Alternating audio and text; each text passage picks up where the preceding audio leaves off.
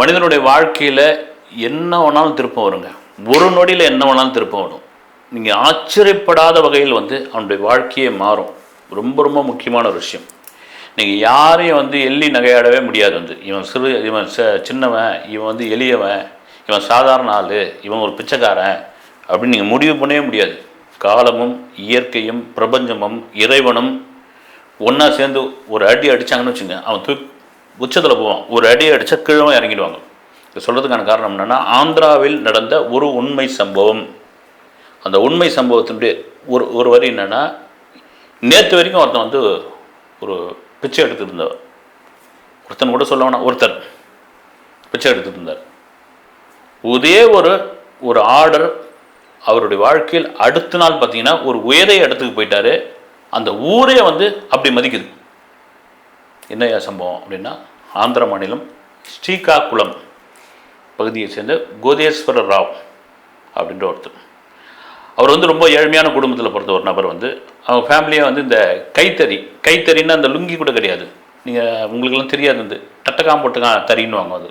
கட்டக்கு புட்டக்குன்னு நெய்வாங்க. எங்கள் ஊர் பக்கம்லாம் இந்த நூல் சேலை ரொம்ப கம்மியான விலையில் அந்த தறி நெய்யறதுக்கே ரொம்ப கஷ்டம், மிகப்பெரிய கஷ்டம். பெரிய விலையெல்லாம் போகாது. அது என்ன சொல்லுவாங்க, காடா துணியோட கொஞ்சம் குவாலிட்டியாக இருக்கும்.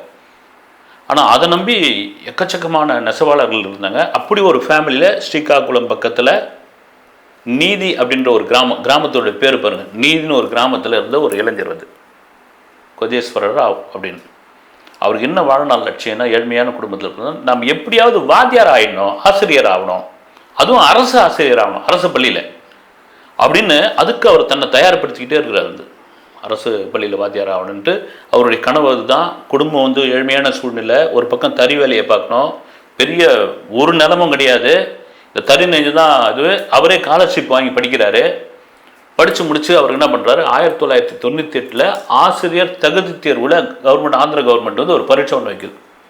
போய் கலந்துக்கிறாப்ப பெரும் கனவு அந்த நபருக்கு மிகப்பெரிய கனவு, நம்ம வாத்தியாராக போயிட போகிறோம், அரசு வாத்தியாராக ஆகிட போகிறோன்ட்டு பிரமாதமாக எழுதுகிறார். ஏன்னா இப்போ இந்த டிஎன்பிசி குரூப் 4க்கெலாம் பார்த்தீங்கன்னா, கிராம பகுதியெல்லாம் நான் ஒரு கிராமத்துக்கு போயிருந்தேன். ஒரு தம்பி குறவா சொல்ல மாடு மேய்ச்சிக்கிட்டு அந்த புத்தகத்தை வச்சு படிச்சுட்டு இருக்கேன். என்ன அப்படின்னு கேட்டால், ஆனால் அப்படியே உள்ளே இறக்கி மனப்பாடம் பண்ணி சிப்பில் ஏற்றிடுவேன், எப்படியாவது ஜெயிச்சிடுவேன், நான் எப்படியாவது வின் பண்ணிவிடுவேன், அரசு வேலை வாங்கிடுவேன். எவ்வளோ பெரிய ஒரு கனவை பாருங்க. அப்படியாப்பட்ட ஒரு நபராக தான் இந்த கோதேஸ்வர ராவ் அதை கரைச்சி குடிச்சாப்புல எக்ஸாம் எழுதுறாரு. மிகப்பெரிய சந்தோஷம் அவருக்கு. பிரமாதம் பாஸ் பண்ணிவிடுவோம், ஃபஸ்ட் கிளாஸில் பாஸ் பண்ணிவிடுவோம், ஆந்திர கவர்மெண்ட் நமக்கு ஆர்டர் அமைச்சிடும், நம்ம வாத்தியார் ஆகிடும். வீட்டில் சொல்கிறாரு, எல்லாருக்கும் மகிழ்ச்சி ஆகிடுது. இன்னும் எவ்வளோ காலம் தான் உங்கள் அப்பாவும் நீயும் இந்த தறியில் இந்த தறிக்குழியில் கிடப்பீங்க, ஒரு விடிய காலம் வந்துடுச்சு தம்பி, உன் கனவும் நிறைவேறிடுச்சு, உன்னால் அத்தனை ஆயிரம் மாணவர்கள் இனி வரப்போகிறாங்க. அவங்க அம்மா சொல்கிறாங்க சந்தோஷமான. இவருக்கு விதி எப்படி விளையாடுது பாருங்க. அந்த 98வது வருஷம் ஆசிரியர் தகுதி தேர்வுக்கான பரீட்சை எழுதினார்ல, அது மேலே ஒரு 2 பேர் கேஸ் போடுறாங்க. இதில் என்னென்னா, நிறைய ஊழல் நடந்துருச்சு. இதில் நிறைய தகுதி இல்லாதவர்கள்லாம் எழுதிட்டாங்க. இது அதிகாரிகளுக்கு இது பெருமளவில் தொடர்பு இருக்குது. இதை அரசு விசாரிக்கணும், முறையாக விசாரிக்கணும். நீங்கள் அப்படி அவங்களுக்கு கூட்டு அப்பாயின்மெண்ட் கொடுத்தீங்கன்னா, தகுதியே இல்லாத ஆசிரியர்கள் போய் பள்ளிக்கூடத்தில் போய் உட்காந்து பாடம் எடுக்க வேண்டிய நிலைமை வரும் அப்படின்னு அப்படியே கவர்மெண்ட் அதுக்கு தடை போட்டுடுச்சு. 97 அப்படியே கட்டையை போட்டாச்சு, அதை நிறுத்திட்டாங்க. இவருடைய மனசு, அந்த கோதேஸ்வராவுடைய மனசு மொத்தமாக ஒடிஞ்சு போச்சு. எங்கெங்கேயோ போய் கேட்குறாரு, என்ன பண்ணார், எங்கள் கேஸ் இருக்குது, ஜெயிச்ச பிறகு உண்மையாக இருந்தால் ஆர்டர் வரும், வெயிட் பண்ணுங்கன்ற. இவர் வேறு வேலையும் பார்க்க தெரில, நெசவும் சரியாக நெய்ய தெரில. ஒரு கட்டத்தில் குடும்பம் ஒரு வறுமையோட பிடியில் போகுது. ஒருத்தனுக்கு ஒரு கனவு பெருங்கனவில் இருக்கிறான்னு வச்சுங்க, அவனுக்கு அந்த கனவு தடைப்படுத்து நிறைவேறாமல் போகுதுன்னா என்ன ஆகிடுவான், மன ரீதியாக கொண்டு போயிடுவான். புள்ள ஒரு மாதிரி காலைல கிளம்பி போகிறதும் வரத்தும் சரியா தறிய நெய்யாதான். அப்பா அம்மாவுக்கு நாங்கள் ஒரே புள்ள, வேற யாரும் கிடையாது, சொத்து பத்து கிடையாது, சொந்த பந்தம் கிடையாது, உறவினர்லாம் கிடையாது யாரும்.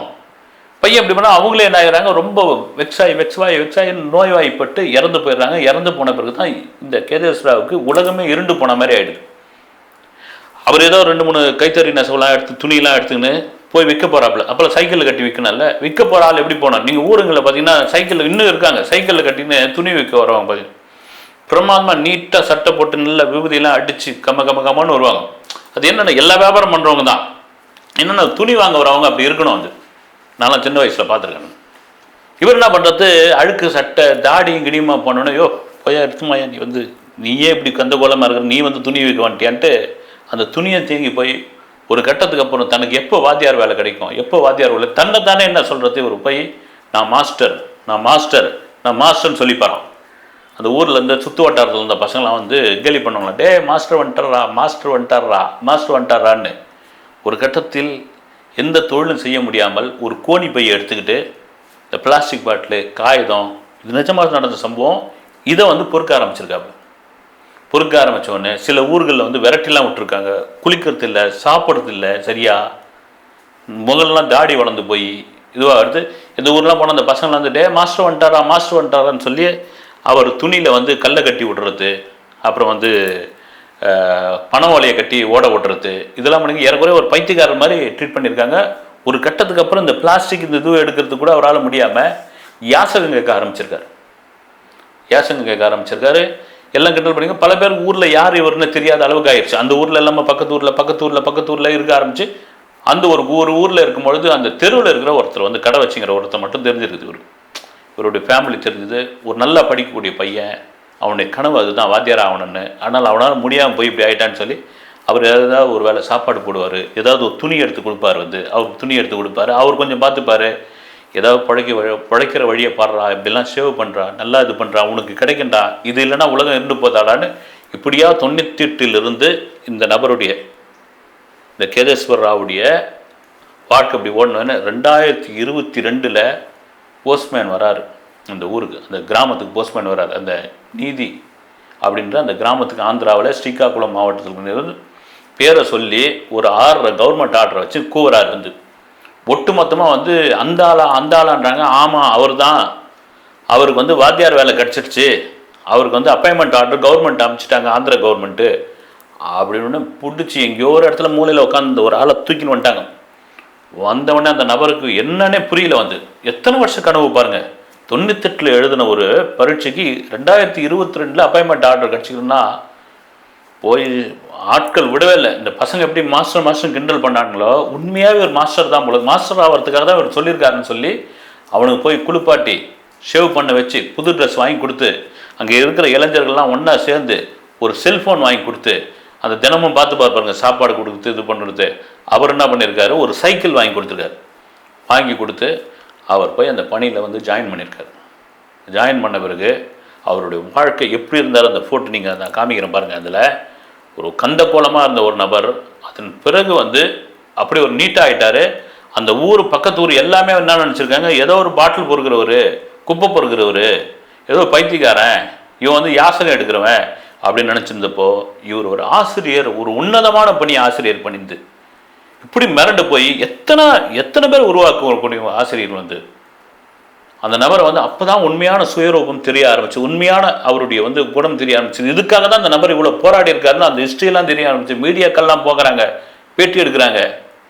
அவருடைய கனவு நினைவானதில் அவ்வளோ பெரிய மகிழ்ச்சியாகி போய் எதுக்கு சொல்ல வரேன்னா, உங்களுடைய முயற்சி, உங்களுடைய கனவு கரெக்டான நியாயமாக விஷயமாக இருந்தாலும் எத்தனை தடை வந்தாலும் அந்த தடைகளை உடைச்சிட்டு உங்களுக்கு இயற்கையும் இறைவனும் உதவி செய்வான் என்பதில் மாற்று கருத்து கிடையாது. அதற்கு இந்த ஒரு சம்பவமே சாட்சி. அடுத்த வீடியோவில் சந்திக்கிறேன். நன்றி.